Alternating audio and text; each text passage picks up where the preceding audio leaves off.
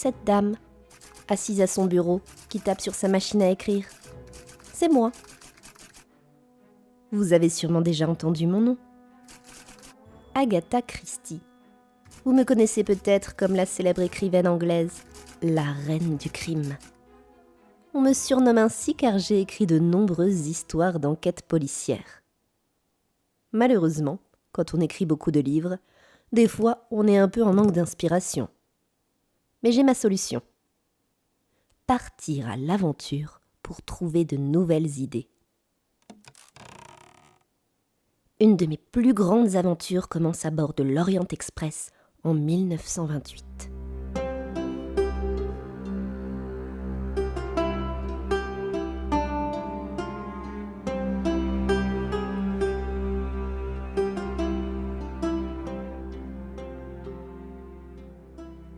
Ce train, réservé aux plus riches, à cause de son prix coûteux, permet d'aller de l'Angleterre jusqu'en Orient en 8 jours. C'est comme un petit hôtel. Il y a un wagon pour manger, un wagon pour se laver, et chacun a sa cabine pour dormir. À cette époque, grand nombre de personnes rêvent d'aller voir les découvertes merveilleuses faites par les archéologues en Égypte et en Orient.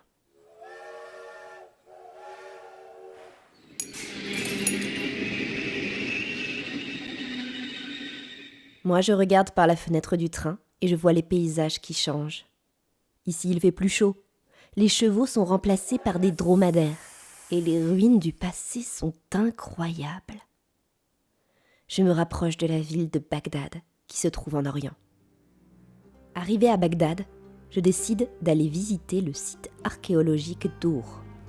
Là-bas, je rencontre l'archéologue directeur des fouilles et sa femme, Léonard et Catherine Woolley, qui me font visiter le site archéologique. La saison suivante, il me présente Max Malwan, l'assistant de Léonard. Il est très discret, mais selon Catherine, c'est l'assistant parfait. À la fin du chantier de fouilles, Max et moi partons visiter le pays. C'est le début de nos extraordinaires aventures. Nous nous marions l'année d'après.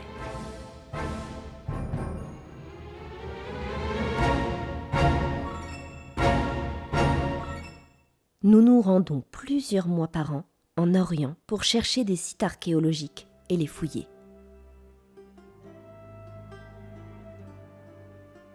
Max dirige les opérations pendant que je découvre, émerveillé, l'archéologie. J'observe les ouvriers qui creusent la terre. C'est une véritable fourmilière. Ils retrouvent les objets que l'on utilisait, les maisons et les palais dans lesquels on vivait il y a plus de 3000 ans.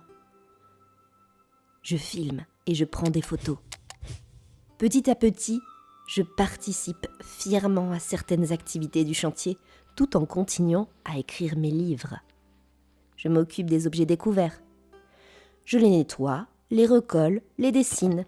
Pour cela, je prends d'ailleurs des cours de dessin en Angleterre. Et visiblement, j'en avais vraiment besoin. Je développe aussi mes photos, dans une petite pièce sombre, lieu de rencontre favori des souris. À chaque fois que je rentre en Angleterre, j'ai la tête pleine de nouvelles inspirations. Mais oui, à bien y réfléchir, les archéologues et les enquêteurs dans mes livres font un travail qui se ressemble. Les uns comme les autres cherchent des indices pour reconstituer une histoire. Les uns comme les autres ne regardent pas beaucoup le ciel, mais plutôt ce qu'il y a sous leurs pieds.